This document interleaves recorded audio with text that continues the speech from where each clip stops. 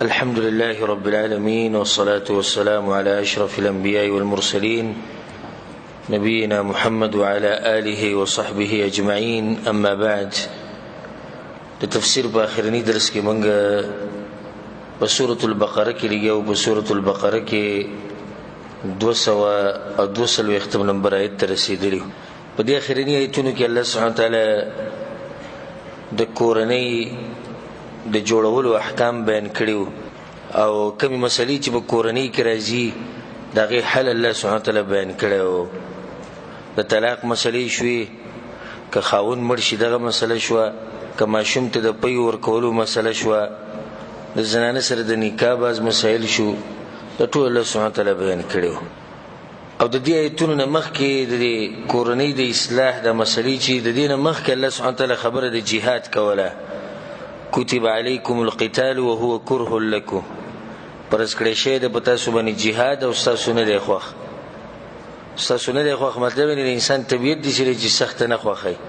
نو اوس بیا د جهاد مسله به شروع کیږي د 243 نمبر آیت نه. او د بنی اسرائیل دوه واقعات به الله راوړي په دې خبره باندې چې جهاد کول پکار دی او د جهاد طرف ته الله سبحانه وتعالی ترغیب ورکړي.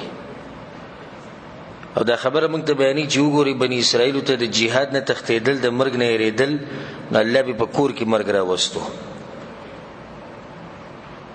نو د بوزدلۍ د لاسه به جهاد نه پرېږدي. دویمه واقعه به کې الله دا بیانوي چې په جهاد کې د کموالي نه مه هېرېږئ. په دې مه هېرېږئ چې موږ لږ یو، بلکې په خپل رب باندې یقین ساتئ. او په دې کې به د هغوی واقعه راشي د بني اسرائیلو. په آخره کې به الله سبحانه وتعالی د جهاد هغه حکمتونه بیانوي چې ولې الله سبحانه وتعالی په دې شریعت کې د جهاد راوستی دی، ولې د جهاد لازم کړی، د هغې حکمتونه به الله بیانوي. نو په 243 نمبر آیت کې الله سبحانه وتعالی وایي: أعوذ بالله من الشيطان الرجيم بسم الله الرحمن الرحيم ألم تر إلى الذين خرجوا من ديارهم وهم ألوف. آیتنا ګوریا کسانو ته چې وتلیو د کورونو خپلونه، حال دا چې هغوی په زرګونو حذر الموت، د وجې د یری د مرګ نه.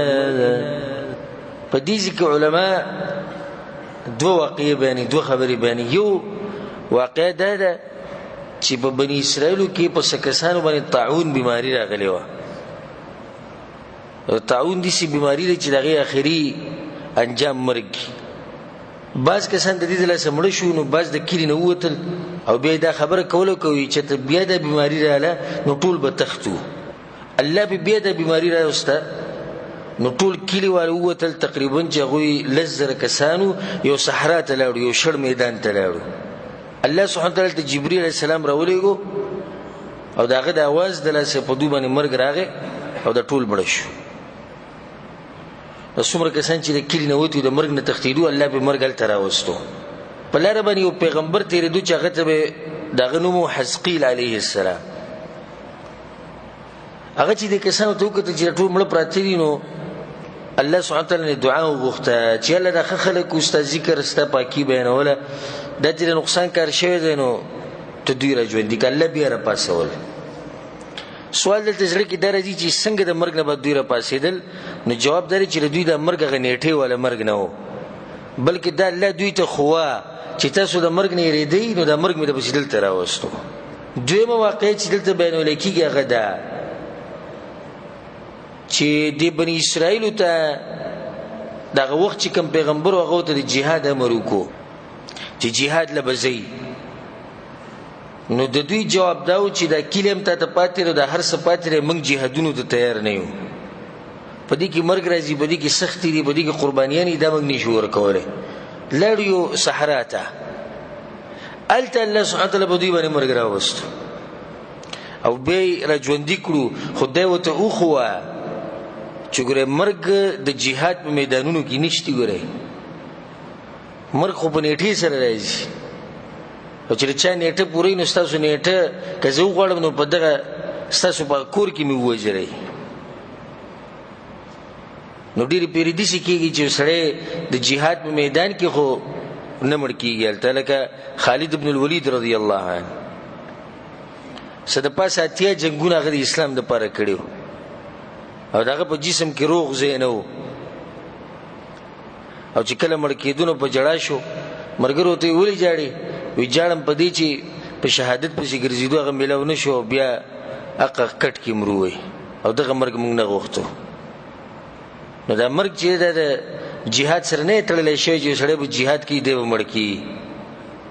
نو دا کوم چې دلته کورونو کې مري او دا هارټ اټیک یې ورته کېږي او د اکسیډنټ یې کېږي، دوی کوم جهاد کړی؟ الله سبحانه وتعالی دغه خلکو خبره کوي چې دا په زرګاو کسانو خپل علاقه پرېښوده او پیغمبر ته وایي چې موږ جهادونه ولا نه یو، دا کیله هم ته ته پاتې درس ته پاتې موږ د مرګ نه یېرېږو. الله بیا مرګ راوستو. فقال لهم الله موتوا، نو وی دوی ته الله مړه شئ، ثم احیاهم، بیا یې هغوی را ژوندي کړو. بیا راپاڅول، دا راپاڅول دې لپاره چې ورته وښیي چې زما طاقت وینئ. ان الله لذو فضل على الناس، یقینا الله خاوند مهربانی دی په خلقو، ولكن اکثر الناس لا یشکرون، مگر ډیر د خلقو نه شکر نه وباسي.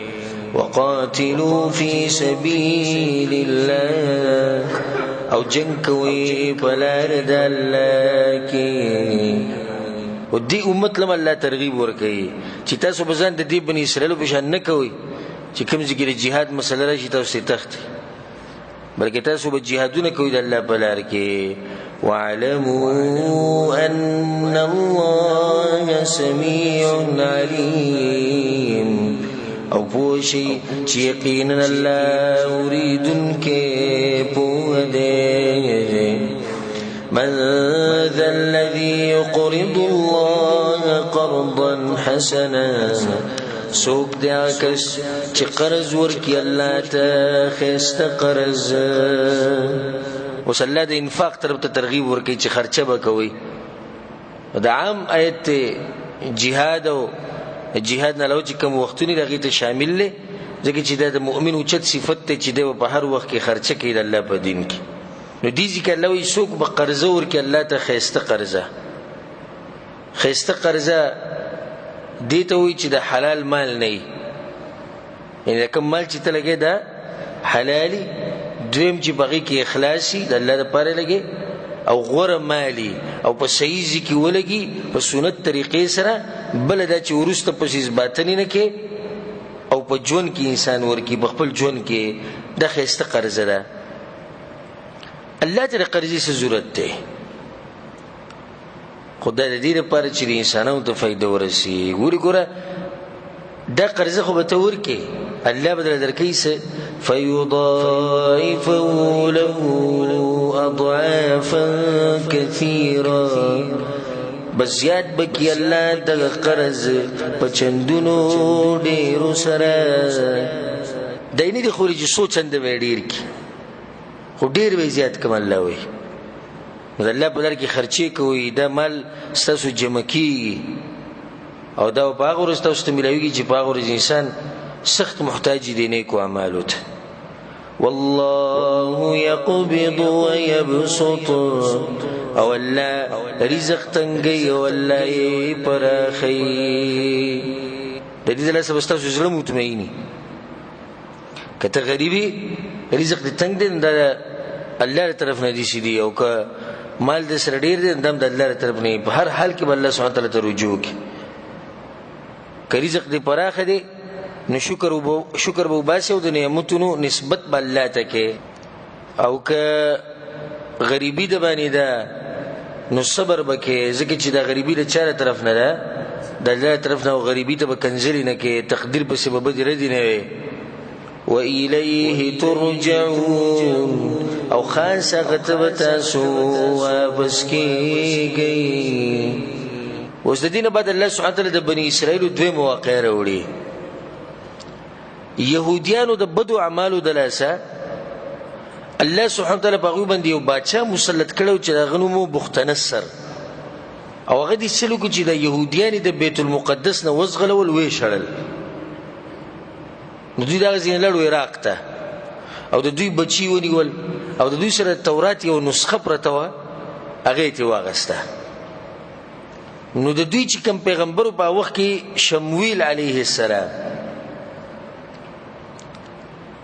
دا پیغمبر دوی ته راغی نو دوی ورته وایي چې موږ باندې جهاد ولې نه فرض کیږي، حال دا چې زموږ نه کورونه نیوی شوي دي، بچي زموږ نه اخیستی شوي دي، تورات نسخه زموږ نه اخیستی شوې ده. نو د پیغمبر ورته ووایي جنګونه مه غواړئ، د جنګونو مطالبې نه کوئ، مه کوئ، ګوره به یې کولی نه شئ. نه وایي دوی ته یې څه معنی دی او څه دغه دی. دا بعض دي ډېر ګرم ګرم وي، خو چې کله موقع راشي دغه راشي بیا پته ولګي چې عامو حالاتو کې دا بعض دې ډېر داسې اوچتېږي لګي. بیا هغه پیغمبر صلی الله علیه وسلم دوی ته یو امیر وښو چې پلانې به په تاسو باندې امیر شي. په هغه باندې دوی اعتراضات شروع کړو. چې کله الله سبحانه وتعالی د هغه نښه وښوه چې دی به امیر شي، نو دوی مجبورا هغه امیر وګڼو.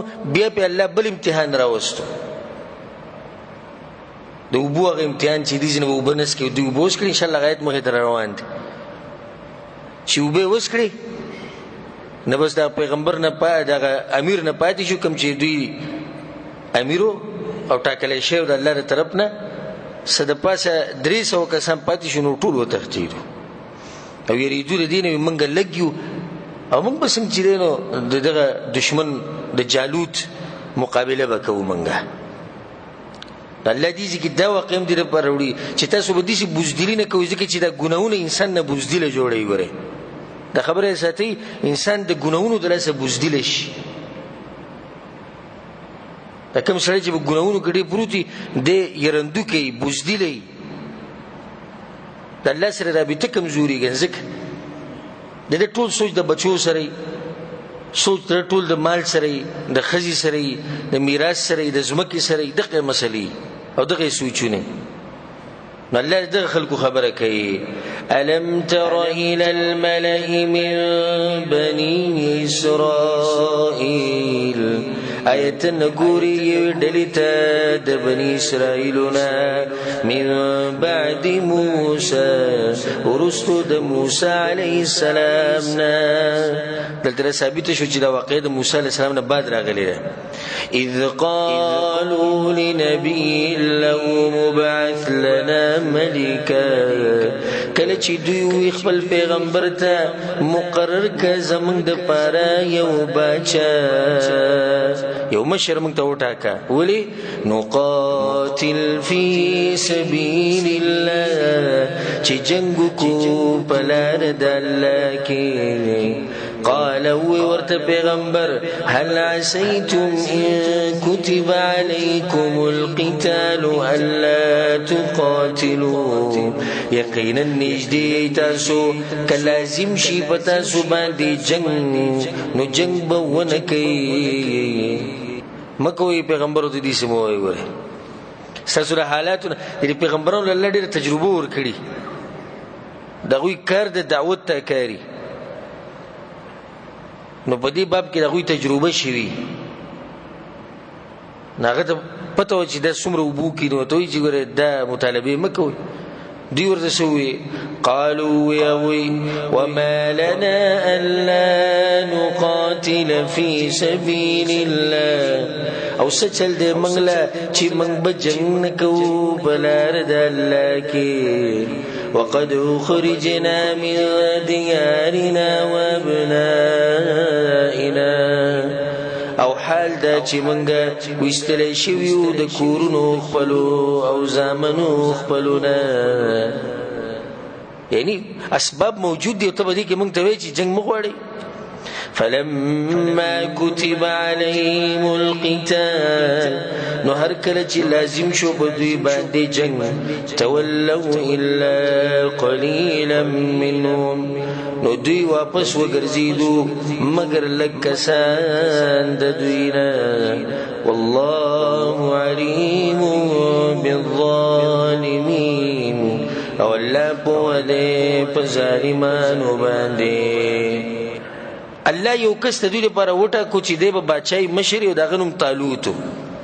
وقال لهم نبيهم وی دوی ته پیغمبر د دوی ان الله قد بعث لكم طالوت ملكا یقینا الله مقرر کړی دی ستاسو لپاره طالوت بادشاه.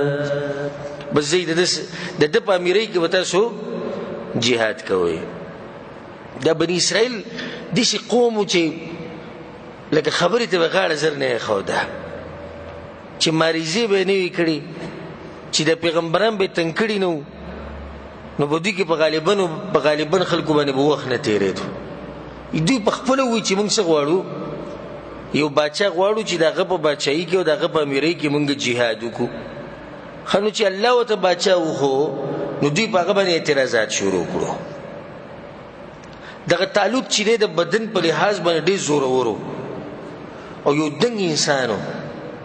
بني اسرائیلو په ده باندې دا اعتراض وکړو چې موږ خو د دې نه ډېر لایق وو په دې باچایي ځکه چې دی نه د نبوت په خاندان کې دی د پیغمبرانو په خاندان کې خو نه دی نه د باچایانو په خاندان کې دی او سبحان الله د طالوت چې دی دا د یو وینځي بچی و د هغې زوی و. نو دوی وایي چې دا سپک سړی پیغمبر په وکړو چې ګوره الله په ده کې کمال اچولی دی الله دله طاقت ورکړی دی الله دله پوهه ورکړې ده او داسې لازم نه دی چې باچا به امیر به وي نو هغه به مالدار وي او په اوچت خاندان کې کیدای شي دا کس چې کوم الله مقرر کړي هغه د بل نه زیات حقدار وي الله به صلاحیتونه ډېر اچولي. دوی دا اعتراضات کول. الله که اعتراضات را نقل کوي قالوا يغوي أنا يكون له الملك علينا څنګه به د ده دپاره باچایي په موږ باندې ونحن احق بالملك منك او حال دا چې موږ ډېر لایق یو په باچایي سره د ده نه ولم يؤت سعة من المال او نه ده ورکړی شوي ده ته پراخي په مال کې. مالدار سړی خو هم نه دی. قال ورته پیغمبر ان الله اصطفاه عليكم یقینا الله غوره کړی دی په تاسو باندې وزاده بسطة في العلم والجسم او زیاته کړی دی د ده دپاره پراخي په علم او جسم کې. دا خبرې لازم دي د باچا دپاره چې څه ورسره وي چې علم ورسره وي او طاقت وسره او غته سره شتي. نو دا به څه خبره وي چې د سره مال نشته او د نسب او د ولي په پلاني نسب کې نه دی ولي نه دی کوم خبرو ته چې ضرورت ته هغه د سره هغه شتي. به ته څومره خوږه خبره وکړه والله يؤتي ملكه من يشاء او الله ورکی باچایي خپله چاله چې وغواړي والله واسع علیم او الله پراخ په ځلواله او ډېر پوهه دی. الله پوهه دی چې الله ویلي چې طالوت به مشر وي خو به طالوت کې به کمال وي که نه. دا ګوره که دا صحیح فرمانبردار مسلمانان وی نو په دې کې به د چا پلار خبره وکړي چې د الله د طرف نه پیغام راشي چې دا پلانې دي په تاسو باندې مشر شي نو پای کې بیا موږ څه ووایو. دا دلیل دی په دې باندې چې د کومو خلکو چې د اعتراضات کول او دا خبرې نو دوی په زړونو کې هغه ایمان نه و. الله ورته یو نښه وښوه په دې چې الله دا سړی غواړي. وقال لهم نبيهم او ورتوي هغوی ته پیغمبر داوی ان آیت ملک یقینا نخد باچای د ان یأتیکم التابوت دا چې را بشي تاسو ته یو صندوق دی صندوق کې بسې فيه سکینة من ربکم چې باغی کې به د آرام شیزونه د طرفه د رب ستاسو نه په دې صندوق کې به دې شي چې هغه به د آرام او د اطمینان او د سکون اسباب او هغه د تورات نسخه دغه تورات نسخه په کار وکنه په دې صندوق کې الله د تورات هغه نسخه به پرته وي نور به پکې صحیح الله ته د آرام سامان په دې وي چې څوک په تورات باندې عمل وکړي نو الله ته سکون او چین اطمینان دا ورته ورکوي لکه څنګه چې څوک په دې قرآن باندې عمل وکړي نو د قرآن سبب د خوشحالو دی سبب د امن دی سبب د هدایت دی ځکه هغوی ته الله سبحانه وتعالی دا خبره وکړه وبقية مما ترك آل موسى وآل هارون او باقی مند شیزونه بی د هغه سنه چې پریخي دي اولاد د موسی او اولاد د هارون علیهم السلام باقی مند شین د کوم دي موسی علیه السلام او هارون علیه السلام پریخو دي چې هغه د موسی علیه السلام امثال د موسی علیه السلام سپلای د هارون علیه السلام پټکي او جامې دا په دې کې پرتی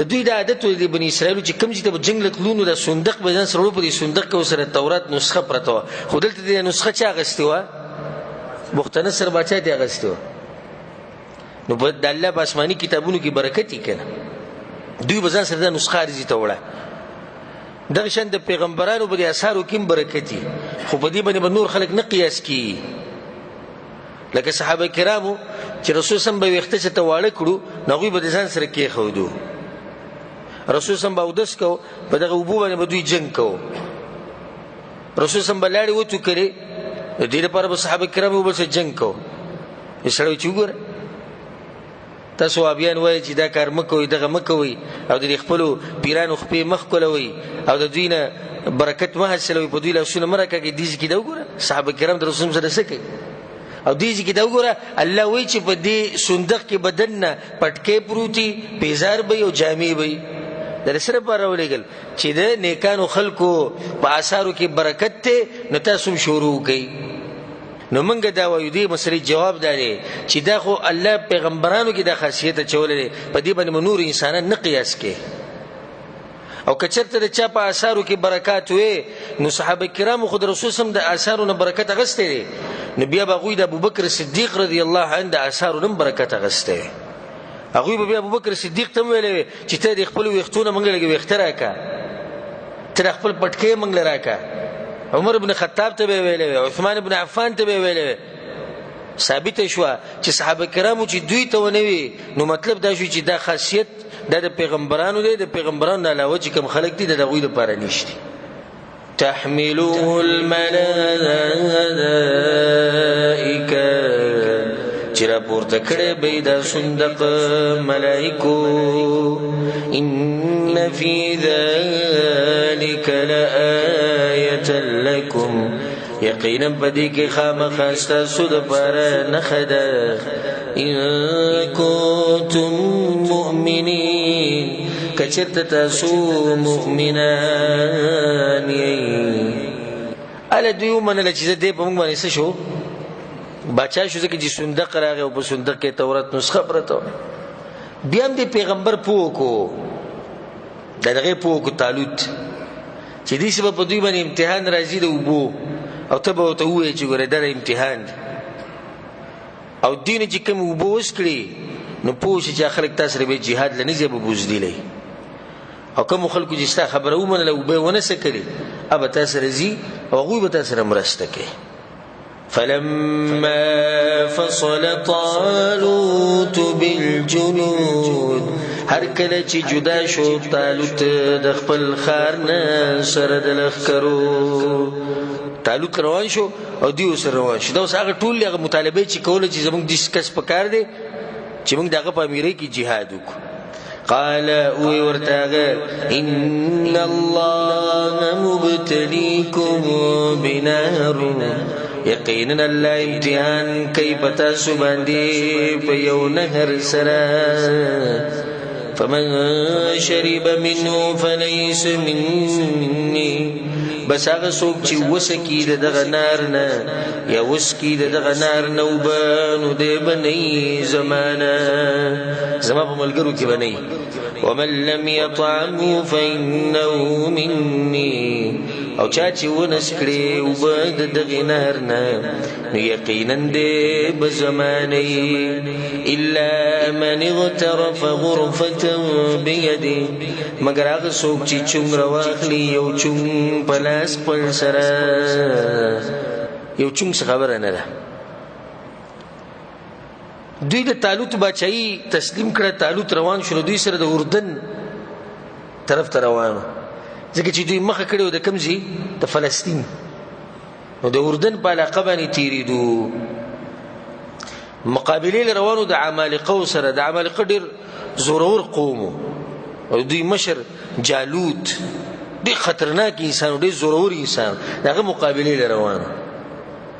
نو طالوت چې کله دوی د ځان سره وایستو نو په یو شړ میدان کې روان شو. په لاره کې سمه ګرمي راله او تنده په دوی باندې راله ډېره سخته. په دغه لاره کې یو نهر مخې ته راغی یا یو وله مخې ته راله چې د هغې نوم و یردن. اوس د الله سبحانه تعالی امتحان ده چې د دې نه به اوبه نه څښئ مګر که په یو چونګ کې راوالی به هېڅ خبره نه ده امتحان دی. او ما تاسو وایي چې طالوت د دې نه مخکې د پیغمبر پوه کړی و چې داسې به کېږي نو ته به بیا خلک ویني چې څومره ستا مني څومره نه مني. اکثر خلک په دغه امتحان کې ناکام شو. هلته تږي شي او شړه ځمکه وه او دا سمې خوږې اوبه وي. دا الله سبحانه تعالی د امتحان داسې ناشنا وي سمې خوږې اوبه او سمه تنده. نو به دوی وس کړي دا خېټې په ټولې وپړسېدې او ویل موږ چې دی د مقابلو نه یو د دغه زورور سړي سره به څوک مقابله کوي. همدا هغه کسان دي چې مطالبه یې کوله چې موږ دپاره یو کس راولږي چې موږ د هغه په امیرۍ کې جهاد وکړو. او ما تاسو وایي چې د ګناهونو د لاسه انسان څه شي بزدلی شي. دوی کې د بزدلي چې کوم راغلې وه نه ده د ګناهونو د لاسه.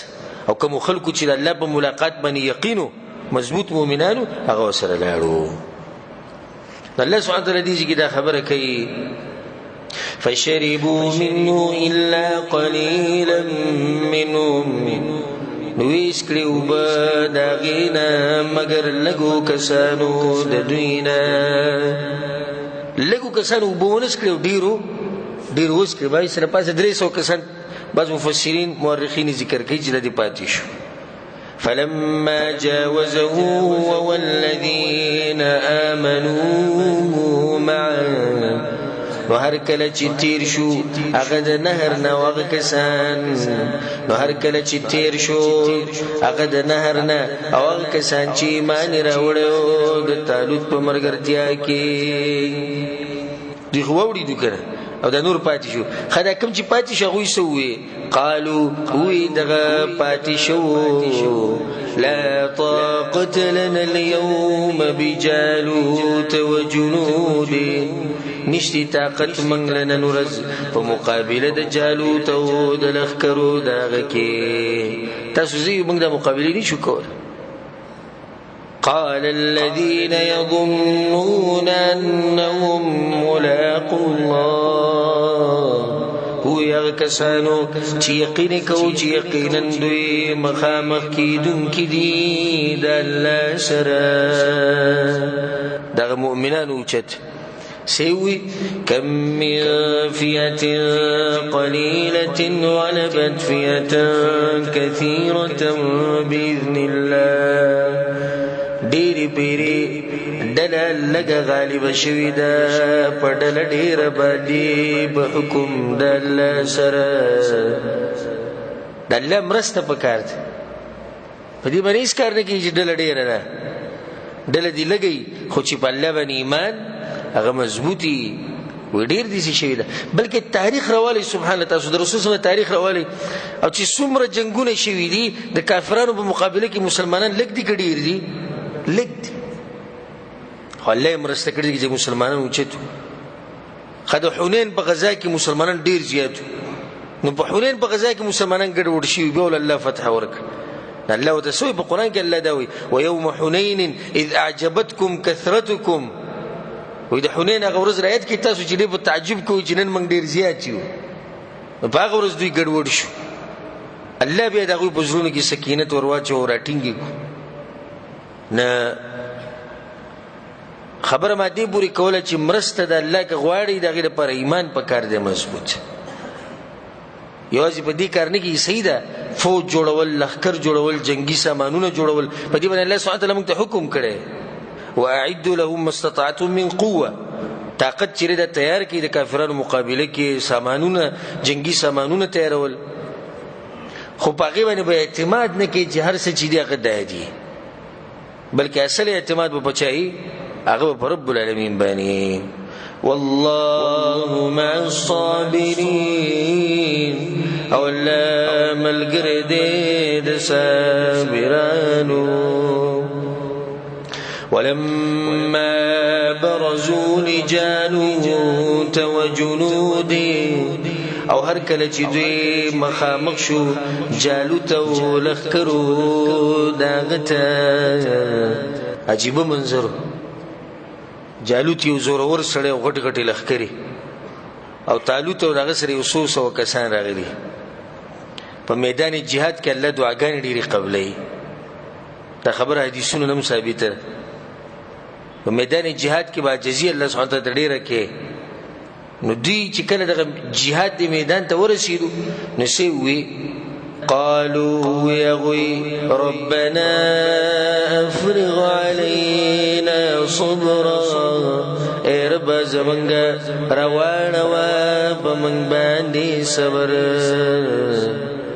دي سی ولې چې موږ له صبر راکا ها وسوکا روایړو ځکه چې دیږي کې صبر پکار دی ځکه ته په خپل سترګو ویني چې چانه به سر پرې کیږي چانه به لاس پرې کیږي چانه به خپه پرې کیږي څوک به وجلی کیږي چا سره به ظلم کیږي سب سین قسمه قسم مناظر به تعیني صبر په دې کې پکار دی خو سم صبر پکار دی نو ځکه هغه وسوي افرغ علينا صبر یا الله صبر په موږ راواړو موږ به ډوب کړي شي وثبت قدامنا او مضبوط کا قدمنا زمنګ وانصرنا على القوم الكافرين او غالب کا منګه په قوم کافرانو باندې کله چې دوی جنگ شروع کو په دې کې داوود علیه السلام راووتو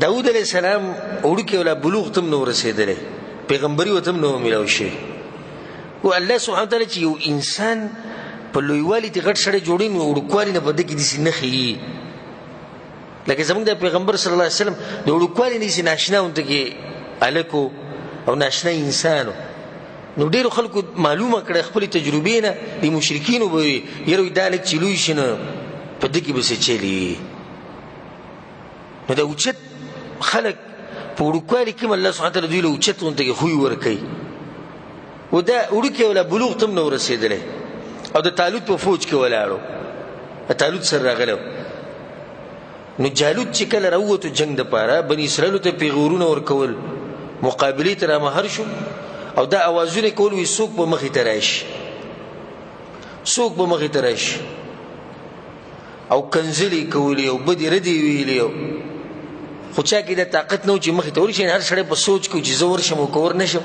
نه د داود علیه السلام مخکې شو د خلکو منع کو ته ماشومې ته څه کې د دوی زه به خپل هغه کوشش به وکړم ځان به وازمه که مړې کړم یو مړې کړم او که ما مړ کو یو ما مړ کو دغه اوچت ماشومان دي چې کله مور پلار اوچتي اوچت تربیت شوی او الله سبحانه وتعالی ساتي نو دې په دې کانو وشتو کې ډېر تکړه و لیند کې یعنی نه خبره نه خطا کېده د داود علیه السلام جالوت چې کله د مخې ته راووتو سره د کنځلو نو د خپلې کڅوړې نه یو کاڼی راویستو او جالوت ښه پوره په زغره اچولې ده او سر ته هغه د اوسپنې هغه ټوپۍ اچولې ده او صرف دغه چې دی نو سترګې ښکارېدې او د تندې سترګو نه بره لږ د تندې ښکارېدو د چې لرې نه د خپله نښه برابر کړه والله چې چاله طاقت ورکړي والله چې د چا نښه برابر کړي نو څوک به یې خطا کړي نو ښه مضبوطه نښه چې ده وویشته نو بالکل دغه د تندې او دغه د سترګو د منځ ولګېد او کله چې د سترګو د منځ ولګي دا دې زیری چې دې سره انسان دې سترګې به تورې شي او راولېږي لږ ساعت دپاره انسان په دې نه پوهېږي چې ما سره څه چلو شو نو دې راولېد بد راولېد چې څنګه راولېدو نو داود علیه السلام پسې منډې کړې او د تورې راوویسته او د دغه سر یې پرې کړ او تالوت له یې راوړو. وایي دا هغه کس دی چې موږ تېرېدو او دا د هغه سر دی. د جالوت فوج چې کله ولیدو چې زموږ د مشر سره دا کار وکړو نو چې ګوره موږ سره به څه کوي او په دوی کې هغه وړوکي هلک وکړو نو ټولو خپې دغه کړې سپکې کړه وتښتېدو. نو د مسلمانان چې کوم دغه بني اسرائیل په دوی پسې ولګېدو او هغه ووجل او عامې علاقې چې وې دی ټولې د هغوی نه قبضه کړې. څه وخت بعد بیا طالوت چې دی مړ شو، کوم چې الله په دوی باندې باچا مقرر کړو نو خلک په داود علیه السلام باندې راجمع شو او الله سبحانه وتعالی بیا داود علیه السلام له نبوت ورکو. الله دې چې دا خبره کوي چې کله دوی مخامخ شو فهزموهم باذن الله، نو شکست ورکو دوی هغوی ته په مدد د الله. لازم مدد د الله، چې مدد د الله نه نو دوی څه کولی شو. وقتل داود جالوت، او قتل کو داود علیہ السلام جالوت لرا. وآتاه الله الملك والحكمة، او ورکړه الله غته باچائی او نبوت. وعلمه مما يشاء، او تعلیم ورکو هغه ته دا څه چې الله غوښتل. اوس الله د جهاد حکمت بیانوي. ولولا دفع الله الناس بعضهم ببعض، او کچرته نوې دفع کول د الله خلکو لره بعضې په بعضو لفسدت الارض، نو خامخا خرابه شوې به وې ځمکه. یعنی الله د کافرانو په مقابله کې ایمان والا راپورته کوي او که نه راپورته کولی د دنیا کې به فسادونه ډېر شوي. کافرانو به د جوماتونه تباه کړی وي، د مدرسې به ورانې کړی وي، د علما به یې ختم کړی وي، د دین به یې بلکل تاسو له ختم کړی وي، بیا به د الله قهر او عذاب او لعنت راغلی وي، نو ټوله دنیا به خرابه شي. نو د دې کافرانو د دې شرونو ختمولو دپاره الله د ایمان والا راچوتی د جهاد دپاره. دا د جهاد حکمت شو. ولكن الله ذو فضل على العالمين، مگر الله لوی فضل والده په مخلوقات باندې. تلك آيات الله نتلوها عليك بالحق، دایتونه د الله دي چې منګې بیانو تا ته په رښتیا سره. وإنك لمن المرسلين، او یقینا ته خامخا د پیغمبرانو نه. تلك الرسل، دغه پیغمبران دي. فضلنا بعضهم على بعض، غرواله ورکړه دې منګ باز د دوی ته په بازو نور باندې. الله وی چې د پیغمبران رسولانو تذکرو شنو دي چې الله وی چې دوی په درجو کې یو شان نه دي بلکې فرق شته. دي ټول پیغمبران غوري، خو بیا د پیغمبران په یو بل باندې فضیلت لري. لکه څنګه چې قرآن ټول غوره کلام دی، خو بعض سورتونه بعض آیتونه هغه خاص فضیلت لري. لکه څنګه چې صحابه کرام دي ټول غوره انسانان دي، خو بعض په بعضو باندې فضیلت لري. دغه شان د پیغمبران دي. منهم من کلم الله، باز دا غوینا غسوک دی چې الله ورسره خبرې کړي دي. دا اوس نور نه غوري چې کوم سره خبرې نه دي کړي، او خبرې د چا سره شوي دي؟ موسی علیه السلام سره، رسول صلی الله علیه وسلم سره. دا اوچتي پیغمبران دي، دا غونه چې الله سره خبرې نه دي کړي. بیا الله عیسی علیه السلام ته خاص معجزې ورکړي، موسی علیه السلام ته خاص، ابراهیم علیه السلام خلیل او مرګره. ورفع بعضهم درجات، او چت کړي دي باز د دوی نه په ډېرو درجو سره. وآتینا عیسی ابن مریم البینات، او ورکړي منګه عیسی زوی د مریم تخکار معجزې. وأيدناه بروح القدس، او مضبوط کړو منګه په پاک روح سره. څوک ته مراد ده؟ جبرئیل علیہ السلام. او سوال دا راځي په زړه کې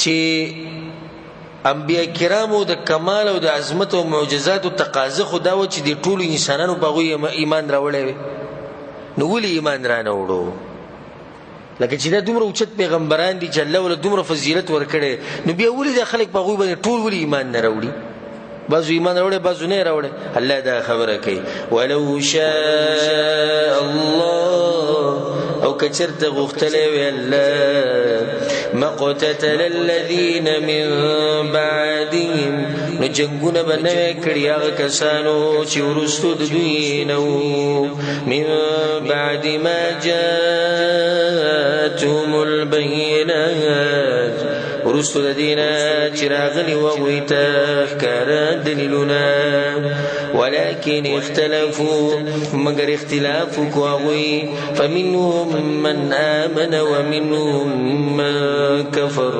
نو باز دا غوینا غسوک دی چې ایمان راوړی دی او باز د دوینا غسوک دی چې کفر کړی دی ولو شاء الله مقتتلوا او کچری غختلی وی الله نو جنگونه بنوي کړی وي ولكن الله يفعل ما يريد مگر الله کوي هغه څه چې وی غواړي کله غختلی ټول خلک مسلمانانو خو الله دې څه ونه کړه ته کې د الله حکمت په دې کې دی چې الله دې انسان لم مشیت او اراده ور کړی دا انسان مرزیش دي چې هغه الله د مشیت او د ارادې نه لاندې ده د انسان ګوره مجبور نه دی مجبور مطلب یعنی په دمنه د کارونه په زور زبردستی سره نه کی بلکې د دم خپل اراده شتي اوس یو سړی د سیګریټ لګول په لار کې ولاړ به الله په سیګریټ سکي پرې ده ایا الله په چا باندې زور زبردستی کوي چې ته ګناه وکړه خو د خپل مشیت اومشتي د خپل اراده مشتي کله غختل ابلیس په پاوله کې ختم کړو هر څه به ختم خو دې الله نه وخت حکمت دی کې دا چې د ابلیس بینو په خلکو باندې امتحان صحیح راځي دا څنګه الله غختل د ګناونه به ټول ختم کړي د سره به ګناه وینه د سره به د يهود او نصارو د ګناګار خلک وینه خدای الله سبحانه تعالی امتحان و د دینه بعد الله سبحانه تعالی په یو بل حکم سره د دې امت تربیت وکړي هغه د چې الله په لار کې به مال لګوي کله چې تاسو الله په لار کې مالونه لګوي نو د ملک اقتصاد به برابري که کس دا وی چې زمونږ د ملک اقتصاد دی برابر شي اقتصادي حالات نو دا غیر لپاره به خرچه کول غواړي او چې کله خرچي وکړي چې الله په لار کې پیسې ولګي نو په ملک کې به غریب پاتې نشي زبد داوی سره دا وایم والله العظیم لکه ځکه دي چې ټول مسلمانان نه دا به زیات شي خو که دی ملک دو مسلمانانو صحیح زکات راوښته نو غریبانان بنئ